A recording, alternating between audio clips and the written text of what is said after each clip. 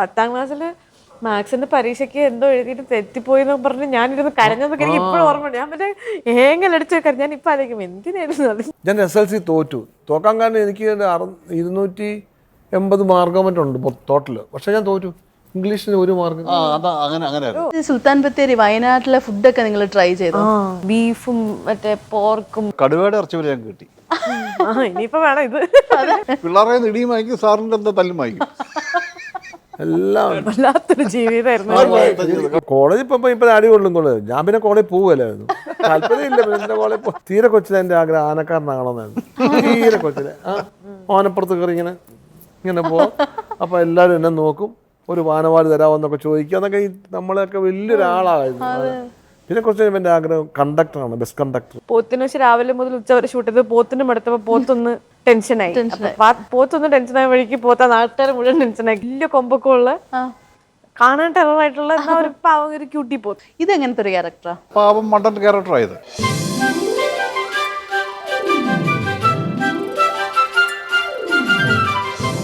Hello and welcome to Noor talks. അപ്പോൾ എല്ലാവർക്കും ആദ്യം തന്നെ ഹാപ്പി ന്യൂ ഇയർ.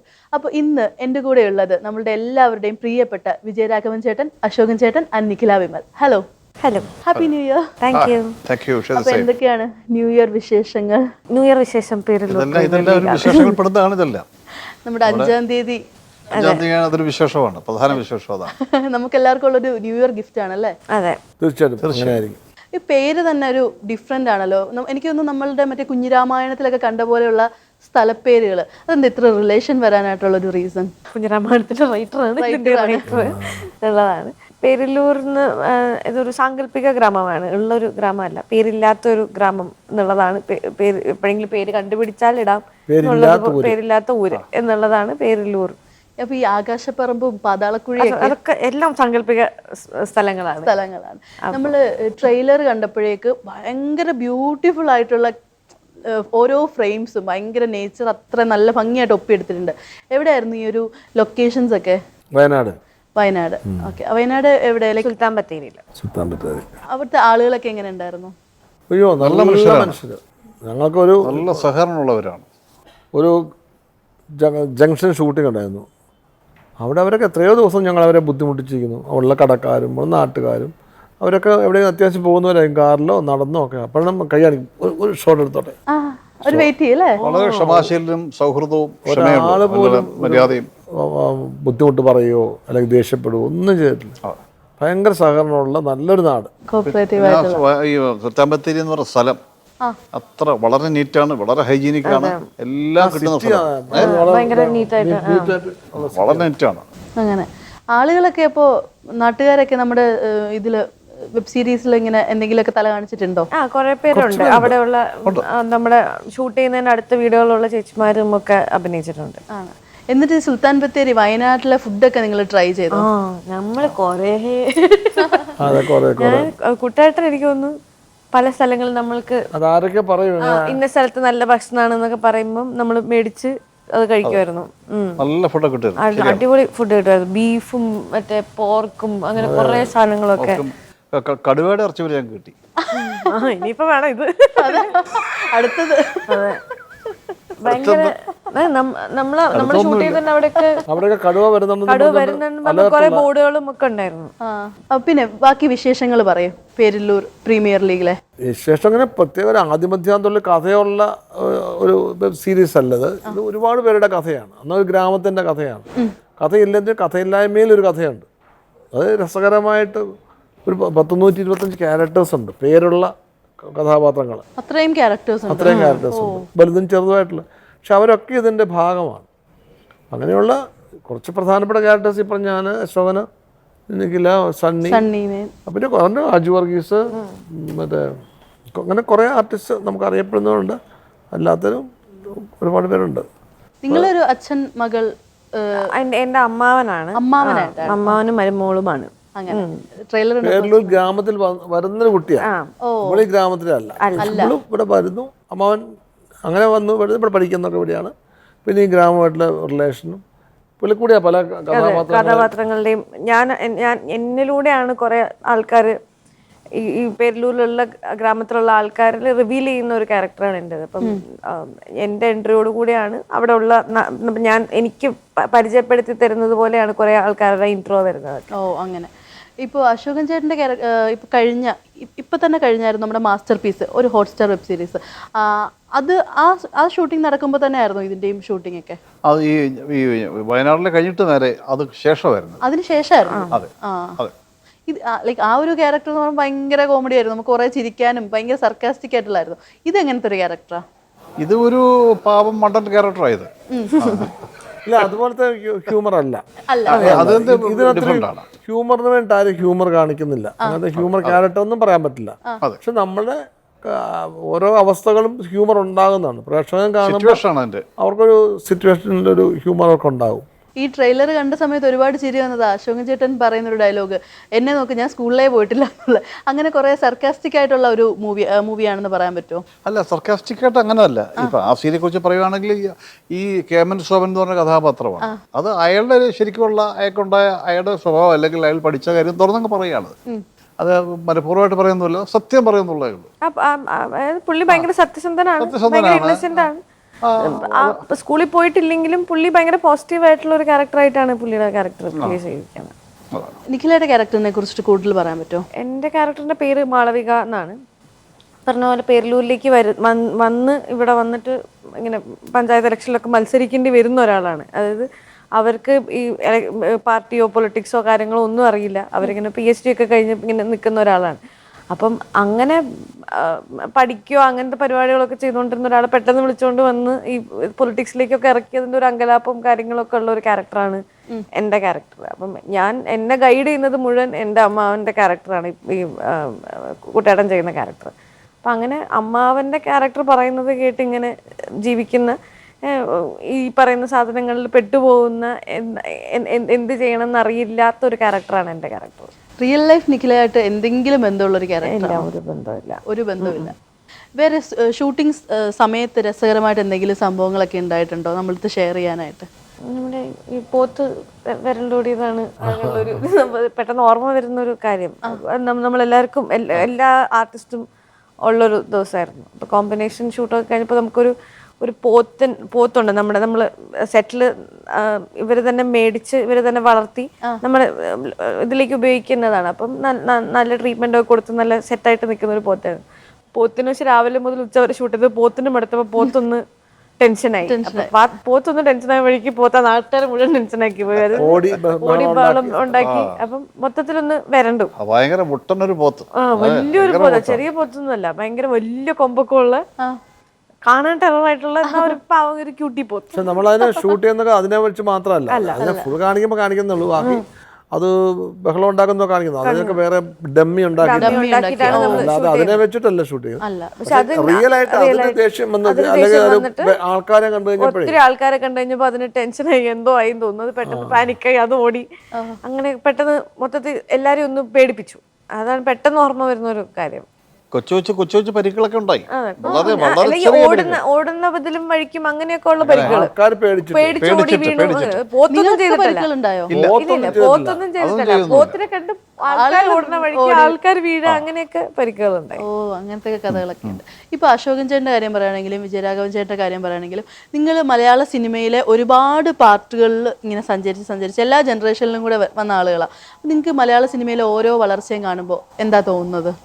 ഒരു വർഷക്കാണ് പ്രത്യേകം തോന്നാനൊന്നുമില്ല. എന്താ വെച്ചാൽ ഞാനിപ്പോൾ അതിൻ്റെ കൂടെ വളരുകയല്ലേ. അപ്പം പലപ്പോൾ നമ്മൾ തിരിഞ്ഞു നോക്കാൻ പറ്റില്ലല്ലോ. അത് മുന്നോട്ട് തന്നെ നോക്കിക്കൊണ്ടുള്ള അതിൻ്റെ കൂടെ തന്നെ പോവുകയാണ് കാഴ്ചകളാണ്. അല്ലാതെ തിരിഞ്ഞു നോക്കിയിട്ട് നമ്മളൊരു നല്ല സുന്ദരമായ കാലം അല്ലെങ്കിൽ മോശമായ കാലം എന്ന് തോന്നില്ല. ഇതിൻ്റെ ഒരു ഭാഗത്ത് നമ്മൾ നിൽക്കാൻ പറ്റുന്നവരാണ് എൻ്റെ ഒരു സന്തോഷവും ഒക്കെ പറയുന്നത്. അങ്ങനെ പഴയ മലയാള സിനിമ എപ്പോഴെങ്കിലും മിസ് ചെയ്യുന്നുണ്ടോ? പല എപ്പോഴും നമുക്ക് കുട്ടിക്കാലം മിസ് ചെയ്യുന്നതാണ് ചോദിച്ചാൽ ചില ചോദിക്കും കോളേജിലെ ലൈഫ് നിങ്ങൾക്ക് ഏറ്റവും പ്രിയപ്പെട്ടതല്ലേ? എനിക്ക് ഒരിക്കലും അല്ല. എനിക്ക് കോളേജ് ലൈഫ് എനിക്ക് പ്രിയപ്പെട്ടതായിരുന്നില്ല. എനിക്കെൻ്റെ നാടക ജീവിതമായിരുന്നു എനിക്ക് ഏറ്റവും പ്രിയപ്പെട്ടത്. അപ്പോൾ അതാണ് ഇപ്പോൾ ചിലരോട് പറഞ്ഞു ചോദിച്ചാൽ നല്ല ശതമാനം ആൾക്കാരും കുട്ടിക്കാലമാണ് ഇഷ്ടമെന്ന് പറയും. ഇപ്പോൾ കൊച്ചുകുട്ടിയായിരുന്നപ്പം കുട്ടിക്കാലം എന്താ, ഒന്നില്ലെങ്കിലും നമ്മൾ സ്കൂളിൽ പോകണമെന്ന് പറഞ്ഞ് നിർബന്ധിക്കും. എനിക്ക് ഒട്ടും ഇഷ്ടമല്ല സ്കൂളിൽ പോകാൻ. അപ്പോൾ നല്ല കാലം അല്ലായിരുന്നു അത്. സ്കൂളിൽ പോയി ഇഷ്ടമല്ലായിരുന്നു? ഒട്ടും ഇഷ്ടമല്ലായിരുന്നു എനിക്ക് സ്കൂളിൽ പോകുന്നേ ഇഷ്ടമല്ലായിരുന്നു. അല്ല എനിക്ക് സാറ് എന്നെ അത് അടിക്കുകയൊക്കെ ചെയ്യും. പഠിക്കാൻ പറയും. അന്നത്തെ കാലത്ത് എനിക്കൊക്കെ ഉണ്ടായിരുന്നു ഇത്തിരി സാറുമാരൊക്കെ പേടിയല്ലേ. അടിയുള്ള സാറുമാർ വരുമ്പോ ഇന്ന് വരണ്ടിരുന്നില്ല. സാറെന്ന് പറഞ്ഞാൽ നമ്മളെ ഭയപ്പെടുന്ന ഒരു സാധനമായിരുന്നു. നമ്മള് അന്നൊക്കെ ബസ്സൊക്കെ നമ്മൾ റൂട്ടിലൊക്കെ പോകുന്ന ബസ്സിന്റെ പുറകിലൊക്കെ ചാടി കയറും. ഈ നമ്മൾ ഏതെങ്കിലും കുട്ടി എന്ന് പറയുന്നത് അവൻ ബസ്സിന്റെ പുറകിൽ ചാടി കയറി അത് നമ്മളെ തല്ലുക അതൊക്കെ ചെയ്യുമായിരുന്നു. അപ്പൊ എനിക്ക് ചെറിയ കാര്യത്തിനൊക്കെ നമുക്ക് അധ്യാപകരോടൊന്നും കുട്ടിക്കാലത്ത് നമ്മുടെ ഇന്റർ ഓർഗാനിക് സർപ്ലസ് എനർജിയാണ് നമ്മളിലുള്ളത്. ഇങ്ങനെ എവിടെ എങ്ങനെ ചാടിക്കാരെന്ന് നോക്കി നടക്കുകയല്ലേ. അപ്പൊ ആ കാലത്ത് നമ്മളങ്ങനെ ചെയ്തിട്ടുണ്ട്. അതൊക്കെ നമ്മുടെ അന്നത്തെ എനർജി നമ്മൾ ചെയ്തതാണ്. അതിന് തല്ലേണ്ട കാര്യമൊന്നുമില്ല. അല്ല അതുകൊണ്ട് വെറുത്തിയാൻ അങ്ങനെ വെറുപ്പ് കുറേശ്ശെ ആയിട്ട്. എൻ്റെ ഇഷ്ടമുള്ള ജീവിതം എന്ന് പറഞ്ഞാൽ എനിക്ക് അഭിനയ ജീവിതമാണ്. ഞാൻ കുട്ടിക്കാലം മുതൽ നാടകമുണ്ട്, അച്ഛന് നാടക ട്രൂപ്പുണ്ട്, അഭിനയിച്ചു. പിന്നെ എൻ്റെ ജീവിതത്തിൽ മുഴുവൻ അഭിനയമാണ് ഞാൻ കൂടുതലും. പിന്നെ പ്രൊഫഷനായി ഈ പറഞ്ഞ 40 വർഷമായി. പിന്നെ ഓരോ ദിവസവും പുതിയ ആൾക്കാരായിട്ടും ഇപ്പം ഇന്നും ഞാൻ നിഖിലയുടെ കൂടെ അഭിനയിക്കുമ്പോഴും ഞാൻ പുതിയ കുട്ടികളുടെ കൂടെയല്ലേ അഭിനയിക്കുന്നത്. എത്രയോ ഇതുപോലെ ആൾക്കാരുടെ കൂടെ. പിന്നെ അവരൊക്കെ നമ്മളെ കാണുമ്പോൾ പുതിയൊരാളെ പോലെ ഒന്നും അല്ല, മാറി നിൽക്കാറില്ല. എനിക്കുള്ള സന്തോഷം അതാ. ചിലപ്പോൾ ചിലരൊക്കെ മാറി വളരെ സീനിയർ ആർട്ടിസ്റ്റ് എന്നൊക്കെ പറഞ്ഞു. അങ്ങനെയൊന്നും എൻ്റെ അടുക്കെ ഇല്ല. എൻ്റെ അടുക്കൽ ഞാനങ്ങനെ ആയതുകൊണ്ടായിരിക്കും തോന്നുന്നു. എന്നോടങ്ങനെ എൻ്റെ നല്ല കുറേ വർഷങ്ങൾ പരിചയമുള്ള പോലെ തന്നെ ഞങ്ങളത്. എനിക്കൊന്ന് ഇപ്പോഴത്തെ കാലത്താണെങ്കിൽ ഈ പറയുന്ന പോലെ സ്കൂളിലുള്ള അടിയൊക്കെ നമുക്ക് ഒഴിവാക്കായിരുന്നു അല്ലേ? ഇപ്പോഴാണ് നല്ല സ്കൂളാ. കൊള്ളാം. അപ്പൊ പ്രശ്നങ്ങളാ.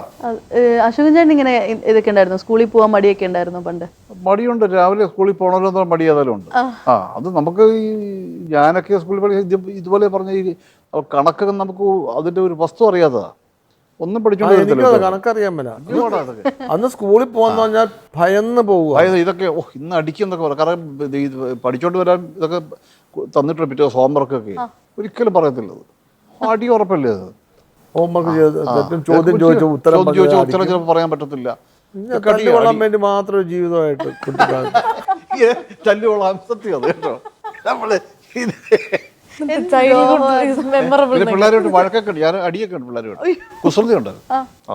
ചില നമ്മൾ സാറുമാർ തല്ലു നമ്മളെ പിള്ളേരെ ഇടിയും വാങ്ങിക്കും, സാറിന്റെ എന്താ തല്ലും വാങ്ങിക്കും. എല്ലാം വല്ലാത്തൊരു ജീവിതമായിരുന്നു. എനിക്ക് ഇഷ്ടമേ അല്ലായിരുന്നു. രണ്ടാളും അങ്ങോട്ടേക്ക് പോയി. ഇത് കഴിഞ്ഞ് കോളേജ് ചിലപ്പോൾ ഒരു സന്തോഷം എന്ന് പറയുമോ. ഇതിപ്പോ 5, 6, 7 ക്ലാസ്സിലല്ലേ. ഹൈസ്കൂളായപ്പോൾ കുറച്ചുകൂടെ സ്റ്റാൻഡേർഡ് നമുക്കുണ്ടല്ലോ. ഇനിയിപ്പോൾ അങ്ങനെ അടിയും പിടിയൊന്നും അടിക്കത്തില്ല സാറന്മാർ കുറയുന്നൊക്കെ. പക്ഷെ അവിടെ ഇഷ്ടം പോലെ കിട്ടിയിട്ടുണ്ട്. പിന്നെ ആകെ രക്ഷപ്പെട്ട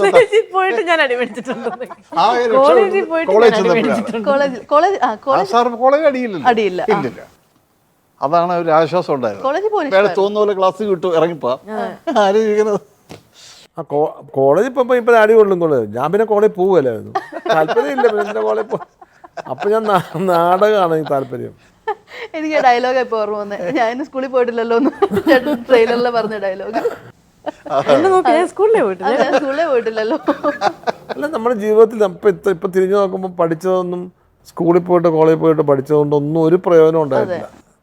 ഞാൻ ജീവിതത്തിൽ ജീവിച്ചുകൊണ്ടുള്ള അനുഭവങ്ങളാണ് എന്നെ. അല്ല ഞാൻ എപ്പോഴും വിചാരിക്കുന്നത് നമ്മളൊക്കെ 10ാം ക്ലാസ് പഠിക്കുമ്പോഴും +2 പഠിക്കുമ്പോഴൊക്കെ എന്തൊരു പ്രഷറായിരുന്നു നമുക്ക് എന്നുള്ളതില്ലേ. അതിപ്പോ ആലോചിക്കും. അതായത് 10ാം ക്ലാസ്സിൽ മാത്സിന്റെ പരീക്ഷയ്ക്ക് എന്തോ എഴുതിയിട്ട് തെറ്റിപ്പോയി എന്നൊക്കെ പറഞ്ഞ് ഞാനിരുന്ന് കരഞ്ഞതൊക്കെ എനിക്ക് ഇപ്പോഴും ഓർമ്മയുണ്ട്. ഞാൻ മറ്റേ ഏങ്ങലടിച്ചു വെക്കാൻ ഞാൻ ഇപ്പൊ ആലോചിക്കും എന്തിനായിരുന്നു എന്തിനാണ് സയൻസ് എടുത്തതെന്ന് ഞാൻ ഇപ്പൊ ആലോചിക്കും. അത്രയും നമ്മള് എത്രയോ കുട്ടികള് മാർക്ക് കുറഞ്ഞു എന്നൊക്കെ പറഞ്ഞിട്ട് സൂയിസൈഡ് ചെയ്യുന്ന കുട്ടികളും അതൊക്കെ കാണുമ്പോൾ ഞാൻ ആലോചിക്കും ഇവർക്ക് ഫ്യൂച്ചറിൽ എന്താണെന്ന് അറിയാൻ പോലും വരുന്നത്. ഇതൊന്നും നമ്മുടെ ലൈഫിൽ നമുക്ക് ഒരു ഉപകാരം ഉണ്ടാവില്ല. അത് ഭയങ്കര ഭീകര പ്രഷറാണല്ലോ കൊടുക്കുന്നത്. അതായത് പഠിക്കണം എന്ന് പറഞ്ഞിട്ട് കൊടുക്കുന്ന പ്രഷറാണെങ്കിലും ഒക്കെ കാണുമ്പോൾ ഇപ്പം നമുക്കും അതേ പ്രഷർ നമുക്കും കിട്ടിയിട്ടുണ്ട്. നമ്മളും അത് നമ്മൾ 10ാം ക്ലാസ് ജയിച്ചില്ലെങ്കിൽ എന്തോ പറ്റിപ്പോവും, +2 ജയിച്ചില്ലെങ്കിൽ ഇത്ര മാർക്ക് കിട്ടില്ല എന്തോ പറ്റിപ്പോകും. ഞങ്ങളുടെ കാലത്ത് എന്തായിരിക്കും പ്രഷർ ഉണ്ടായിരുന്നു. ഞങ്ങളുടെ കാലത്ത് ഇപ്പൊ ഇന്നത്തെ പോലെ ഇപ്പൊ ഞാൻ SLC തോക്കാൻ കാരണം എനിക്ക് 280 മാർക്കോ മറ്റുണ്ട് ടോട്ടല്. പക്ഷെ ഞാൻ തോറ്റു. ഇംഗ്ലീഷിന് 1 മാർക്ക്. അങ്ങനെയാ. ബാക്കി എല്ലാത്തിനും 6 വിഷയങ്ങളുണ്ട്. ഓരോ വിഷയത്തിന് 2 ഇതും എക്സാം. പിന്നെ ആ സിസ്റ്റം പിന്നെ മാറിയത്. പിന്നെ മാറി. പക്ഷെ ഞാനൊക്കെ SSLC പഠിക്കുമ്പോൾ അങ്ങനെയാ. ഒരു സബ്ജക്റ്റിന് ഫെയിലായോ? ഒരു സബ്ജക്ട് ഫെയിൽ, 1 മാർക്ക് കുറഞ്ഞിട്ട് ഞാൻ തോറ്റുപോയത്. അന്ന് അങ്ങനെയായിരുന്നു. അതായത് മറ്റേതിനാണ് 40 വേണം ലാംഗ്വേജിന്. മലയാളത്തിനും ഇംഗ്ലീഷിനും ഒക്കെ 40 വേണം. അങ്ങനെയല്ലേ? അല്ല, ഹിന്ദിക്ക് 35 മതി. ഹിന്ദി മാത്സിനൊക്കെ അങ്ങനെയാണ്. 35 അപ്പൊ അത് ഒരെണ്ണത്തിന് പോലും 1 മാർക്ക് കുറഞ്ഞാൽ തോറ്റു.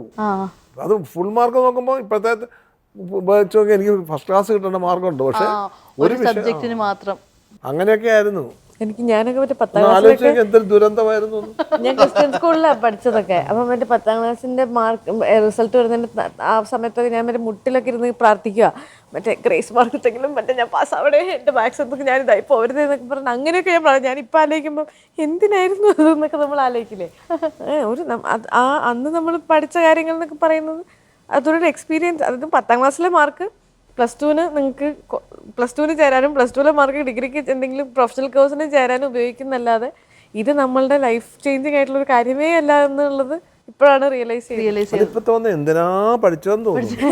ഈ മാത്സിന്റെ ഒക്കെ സംഭവം എവിടെ യൂസ് നമ്മളായതുകൊണ്ടാണ്, നമ്മൾ സിനിമയിൽ വർക്ക് ചെയ്യുന്നതുകൊണ്ടാണ്. ചിലപ്പോൾ അല്ലാത്തവർക്കും എന്തെങ്കിലും മാത്സിന്റെ ഒക്കെ നമ്മൾ പഠിച്ച സംഭവങ്ങളൊക്കെ ആരെങ്കിലും യൂസ് ചെയ്യുന്നുണ്ടോ ലൈഫിൽ? എനിക്കല്ലേ cos theta, tan theta ഒരു പ്രൊഫഷണലാണ് ഈ പഠിച്ചതൊന്നും അല്ല സംഭവം. ഒരു കാര്യം സത്യത്തിൽ ഒരു കാര്യമില്ല. അതുകൊണ്ട് ഒരു ജോലിക്ക് പോയി കഴിഞ്ഞാൽ അന്ന് പഠിച്ച സംഭവങ്ങളുമായിട്ട് ബന്ധപ്പെട്ട ഒന്നുമില്ല. അന്ന് പഠിച്ച സംഭവങ്ങളായിട്ട് ബന്ധപ്പെട്ട് ചെയ്യാൻ പറ്റുന്ന ജോലി 10ാം ക്ലാസ്സിലും +2 ടീച്ചറായിട്ട് വർക്ക് ചെയ്യാന്ന് പറയുന്നത് മാത്രമായിരിക്കും. ഈ അടിയുള്ള സാറന്മാരൊക്കെ ഇന്ന് അടുത്ത പീരീഡ് വരല്ലേ എന്ന് പ്രാർത്ഥിക്കും. കറക്റ്റായിട്ട് വരികയും ചെയ്യും. ഒരു പഴുത്ത ചൂരിലൊക്കെ ആയിട്ട് അടിക്കാൻ നല്ല അടി ഇട്ടിട്ട് എല്ലാം ഓർമ്മ വരുന്നത് ഉറപ്പല്ലേ? അയ്യോ, വരണ്ടു പോയില്ല. നിഖിലയ്ക്ക് പേഴ്സണലി സ്കൂളിൽ പോകാനും കോളേജിൽ പോകാനും ഒക്കെ കോളേജ് ലൈഫ് ഒക്കെ എൻജോയ് ചെയ്ത ആളാണ്? എനിക്ക് ഭയങ്കര ഇഷ്ടമായിരുന്നു. എനിക്ക് ഭയങ്കര ഇഷ്ടമായിരുന്നു കോളേജ്. എനിക്ക് കോളേജിൽ പോകാനും സ്കൂളിൽ പോകാനും ഒക്കെ സമയം ഭയങ്കര കുറവാണ് കിട്ടുന്നത്. ഞാൻ ഈ എക്സ്ട്രാ കരിക്കുലർ ആക്ടിവിറ്റീസ് ഒക്കെ ഉണ്ടായിരുന്നതുകൊണ്ട്, ഡാൻസ് പാട്ട് ഇതൊക്കെ ഉള്ളതുകൊണ്ട് ഭയങ്കര കുറച്ച് സമയം. എനിക്ക് കോളേജിലൊക്കെ പോകുന്ന സമയത്ത് സിനിമ ചെയ്യാൻ വരുന്ന സമയത്ത് എനിക്ക് ഭയങ്കര ദേഷ്യമായിരുന്നു. എനിക്ക് എങ്ങനെയൊക്കെ തിരിച്ച് കോളേജിൽ പോയാൽ മതി, എനിക്ക് പഠിക്കണം, എനിക്ക് മറ്റേ മാർക്ക് മേടിക്കണം, എനിക്ക് മറ്റേ PSC എഴുതി എന്തെങ്കിലും ജോലി മേടിക്കണം, അതൊക്കെ ആയിരുന്നു എൻ്റെ അൾട്ടിമേറ്റ് എയിം എന്നൊക്കെ പറയുന്നത്. ആയിരുന്നില്ല. അപ്പം എനിക്ക് അങ്ങനെയായിരുന്നു. അതുകൊണ്ട് എനിക്ക് കോളേജിൽ പോകാനും ഞാൻ ഡിഗ്രി കഴിഞ്ഞിട്ട് എൻ്റെ കൂടെ പഠിച്ച പിള്ളേരൊക്കെ PGക്കൊക്കെ പോകുമ്പോൾ എനിക്ക് ഭയങ്കര വിഷമമായിരുന്നു. എനിക്ക് മാത്രം PGക്ക് പോകാൻ പറ്റുന്നില്ലല്ലോ എന്നൊക്കെ. ഇപ്പോഴും എനിക്ക് കോളേജിൽ പോയി പഠിക്കാൻ ഭയങ്കര ഇഷ്ടമാണ്. അതുകൊണ്ട് എനിക്ക് ഡിസ്റ്റന്റ് ആയിട്ട് പഠിക്കാന്ന് പറയുമ്പോൾ എനിക്ക് എന്തോ വേറെ എന്തോ അതൊരു സുഖമില്ല. കോളേജിൽ പോയി പഠിക്കണം എന്നുള്ളൊരു ഭയങ്കര ഡൗട്ട് വെക്കട്ടെ. അപ്പൊ നിങ്ങൾക്ക് രണ്ടാൾക്കും ഈ പഠിക്കുന്ന സമയത്ത് തന്നെ ഞാനൊരു നടൻ തന്നെ അത് മനസ്സിൽ ഉറപ്പിച്ചിട്ടുണ്ടായിരുന്നു? അല്ല, ഞാൻ അങ്ങനെ നടൻ തന്നെ ആകുമെന്നല്ല. എനിക്ക് ഓരോ കാലത്തും ഓരോന്നാകാന്നായിരുന്നു. തീരെ കൊച്ചിലെ എൻ്റെ ആഗ്രഹം ആനക്കാരനാകണമെന്നായിരുന്നു. തീരെ കൊച്ചിലെ ആനപ്പുറത്ത് കയറി ഇങ്ങനെ പോകും. അപ്പോൾ എല്ലാവരും എന്നെ നോക്കും, ഒരു വാനവാല് തരാമെന്നൊക്കെ ചോദിക്കുക എന്നൊക്കെ. നമ്മളെയൊക്കെ വലിയൊരാളായിരുന്നു. പിന്നെ കുറച്ച് കഴിയുമ്പോൾ എൻ്റെ ആഗ്രഹം കണ്ടക്ടറാണ്, ബസ് കണ്ടക്ടർ. അപ്പോൾ അതിന് ഞങ്ങളുടെ അവിടെയൊക്കെ ബസ് നിൽക്കാറാകുമ്പോൾ ഇവൻ പൂന്ന് പിസിലടിക്കും. ഓരോ ബസ് നിൽക്കുന്നതിന് മുൻപായിട്ട് തന്നെ ഇറങ്ങി ഓടും ബസ്സിനോടൊപ്പം. എന്നിട്ട് ആ ബുക്ക് എടുത്ത് ചില്ലറ ഇവിടെ വിട്ടെ പോയേ. ഇവൻ്റെ നിയന്ത്രണത്തിലാണ് കംപ്ലീറ്റ് ആ ബസ് പോകുന്നത്. അപ്പോൾ അത് എല്ലായിടത്തും ഡോമിനേറ്റ് ചെയ്യുന്ന ഒരാളാണ്. കുറച്ചും കൂടെ പ്രായമായപ്പോൾ ഒന്ന് SI ആവണം. അപ്പം അപ്പോഴൊക്കെ ഇപ്പം ഞാൻ ആലോചിക്കുമ്പം എവിടെയും ശ്രദ്ധിക്കപ്പെടുന്ന ഒരാളാവണം എന്നുള്ളതാണ് ആയിരുന്നു എൻ്റെ ആഗ്രഹം. എനിക്കൊക്കെ ഒരു സാങ്കല്പിക മാമൻ ഉണ്ടായിരുന്നു. എൻ്റെ മാമൻ പോലീസ് പറയാറുണ്ടായിരുന്നു. എൻ്റെ മാമൻ പോലീസാ പറയുന്നത്. അങ്ങനെ നമുക്ക് എപ്പോഴും മനസ്സിൽ എന്തോ ഒരു വലിയൊരാളാവണം, എല്ലാവരും ശ്രദ്ധിക്കപ്പെടുന്ന ആളാവണം. അപ്പോൾ അതോടൊപ്പം ഞാൻ നാടകം അച്ഛനോടൊപ്പം നാടകത്തിൽ അഭിനയിക്കുന്നുണ്ട്. അപ്പോൾ അതൊരു ഭയങ്കര സുഖമായിരുന്നു എനിക്ക്. അപ്പോൾ അങ്ങനെ വന്നിട്ട് ഇപ്പോൾ കോളേജ് ഞാൻ പ്രീ ഡിഗ്രി പഠിക്കുമ്പം അപ്പം നാടകത്തിൽ അച്ഛൻ്റെ മകനാണെന്നറിയാവുന്നതുകൊണ്ട് പ്രീ ഡിഗ്രിക്ക് ഒരു നാടകം കോളേജിൽ അരങ്ങേറുന്നു. അതിന് സെലക്ട് ചെയ്ത് കുറേ പിള്ളേർ. അങ്ങനെ എന്നെ CL ജോസിൻ്റെ ഒരു നാടകമാണ്. അപ്പോൾ അതിനകത്ത് കാല് നഷ്ടപ്പെടുന്ന ഒരാൾ അവസാനം ഇയാൾ പറയും, എൻ്റെ കണ്ണുകൾ ഞാൻ നിനക്ക് തരാം. എനിക്ക് കാലില്ല, പക്ഷേ ആർക്കോ കണ്ണ് പോകുമ്പോൾ ഞാൻ എൻ്റെ 2 കണ്ണുകൾ തരാമെന്നൊക്കെ പറഞ്ഞുള്ള ഇമോഷണൽ ഡയലോഗാണ്. അപ്പോൾ എന്നെ ഡയറക്റ്റ് ചെയ്യുന്ന സാറ് ഞാൻ അഭിനയിച്ച പുള്ളി ഇങ്ങനെയല്ല, ഈ ക്രച്ചസ് 2 ഉയർത്തി എൻ്റെ കണ്ണുകൾ ഞാൻ തരും. അതായത് 2 ക്രച്ചസ് ഉയർത്തിയിട്ട് അയ്യോ താഴെ പോകില്ല. ഞാനൊക്കെ പറഞ്ഞ് അന്ന് വൈകുന്നേരം ഞാനൊന്ന് പോയി. ഞാൻ അന്ന് ഹോസ്റ്റലിൽ താമസിച്ച പഠിക്കാൻ. അന്ന് ഞാൻ പെട്ടിയൊക്കെ എടുത്ത് പോയി. ഞാൻ ഒരാഴ്ച പനിയാന്ന് പറഞ്ഞ് വന്നില്ല. വേറെ ആളിനെ വെച്ചോളാൻ പറഞ്ഞു. ഞാൻ അഭിനയിച്ചില്ല. എന്നുവെച്ചാൽ അതൊക്കെ ഭയങ്കര ബോറായിട്ട് അന്ന്. എന്നുവെച്ചാൽ ഞാൻ നാടകമായിട്ട് ബന്ധപ്പെട്ടൊരു ജീവിതമായിരുന്നു എൻ്റെ. അപ്പോൾ അതൊക്കെ ഭയങ്കരമായ പൊട്ടത്തരാണെന്ന് അറിയായിരുന്നു. അങ്ങനെ വന്നുകൊണ്ടാണ് എനിക്ക് സ്കൂളിലും അല്ല കോളേജിൽ പഠിച്ചപ്പോഴും അത് കഴിഞ്ഞ് ബെസിലേഴ്സിൽ പഠിച്ചു.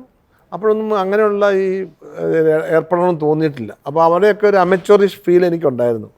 ഞാനൊരു വലിയ ആളായിട്ട് അല്ല, അന്ന് ഞാനപ്പോൾ ആ ലെവലിലുള്ള നാടകങ്ങളിൽ അച്ഛനോടൊപ്പം വളരെ പിന്നെ ആൾക്കാർ ശ്രദ്ധിക്കപ്പെടുന്ന നാടകങ്ങളിൽ അഭിനയിച്ചുകൊണ്ടിരിക്കുന്ന ഒരു പ്രൊഫഷണൽ ആർട്ടിസ്റ്റിനെ പോലെ ആയിരുന്നു. അതുകൊണ്ടൊക്കെ ആയിരിക്കാം. ഏതൊക്കെ പിന്നെ ഓരോരുത്തർക്ക് പറഞ്ഞിട്ടുണ്ടല്ലോ. പിന്നെ ഇതാണ് എനിക്കും താല്പര്യം ഇതാ. അശോകൻ ചേട്ടനോ ഈ പറഞ്ഞ പോലെ നടൻ എന്നുള്ളൊരു ഇത് തന്നെയായിരുന്നു? ഇല്ല, നടൻ എന്നുള്ള എൻ്റെ ചിന്ത പോലും മനസ്സിലായിരുന്നു. സിനിമകളെല്ലാം കാണും, പക്ഷെ അപ്പെല്ലാം ഈ പാട്ട് പാടണം എന്നുള്ളതായിരുന്നു. പാട്ട് ഗായകനാകണമെന്നുള്ള അമിതമായ ഒരു മോഹം വരും മനസ്സിൽ. ഓർമ്മയുള്ള സമയം പോലെ കിടന്നുകൊണ്ടിരുന്നത്. പിന്നീട് സിനിമയിൽ പാടണം എന്നുള്ള വ്യാമോഹമായി. അപ്പോൾ അങ്ങ് അഭിനയം ആക്സിഡൻ്റലി വന്ന് പെട്ട അതിനകത്ത്. ചേട്ടൻ നമുക്ക് വൈൻഡപ്പ് ചെയ്യുന്നതിന് മുമ്പ് ചേട്ടൻ ഒരു 4 വരി പാട്ട് പാടാൻ പറ്റുമോ? ഏതെങ്കിലും ഒരു ഫേവറേറ്റ്? അത് ചോദിച്ചപ്പോഴേ എനിക്ക് മനസ്സിലായി ഇതേ കൊണ്ട് എത്തിക്കുന്നുള്ളൂ. ഒരു പഴയ ലളിതഗാനം പോലെ. നിങ്ങളൊരു പക്ഷേ നിങ്ങളൊന്നും കേട്ടിട്ടുണ്ടാവില്ല, കുറേ നാളുകൾക്ക് മുമ്പ്. പണ്ടു പാടിയ പാട്ടിലൊരെണ്ണം ചുണ്ടിലൂറുമ്പോൾ കൊണ്ടുപോകരുതേ എൻ മുരളി, കൊണ്ടുപോകരുതേ. പണ്ടു പാടിയ പാട്ടിലൊരെണ്ണം ചുണ്ടിലൂറുമ്പോൾ കൊണ്ടുപോകരുതേ എൻ ഹൃദയം, കൊണ്ടുപോകരുതേ. പക്ഷെ കേട്ടിട്ടുണ്ട് പാട്ട്. ഉണ്ടോ? ഉണ്ട്. എന്റെ അമ്മ നന്നായിട്ട് പാട്ട് പാടും. ഓ, അത് ശരി. അപ്പൊ കേട്ടിട്ടുണ്ട്. പഴയൊരു ഹിറ്റ് സോങ് ആണ്. ലളിതഗാനങ്ങളൊക്കെ പാടാറുണ്ട്. അപ്പൊ എന്തായാലും നമ്മുടെ സീരീസ് ജനുവരി 5-നാണ് റിലീസ് ആവാൻ പോകുന്നത്. അപ്പൊ എന്തായാലും മൂവി വലിയൊരു സക്സസ് ആവട്ടെ. And all the best. Thank you.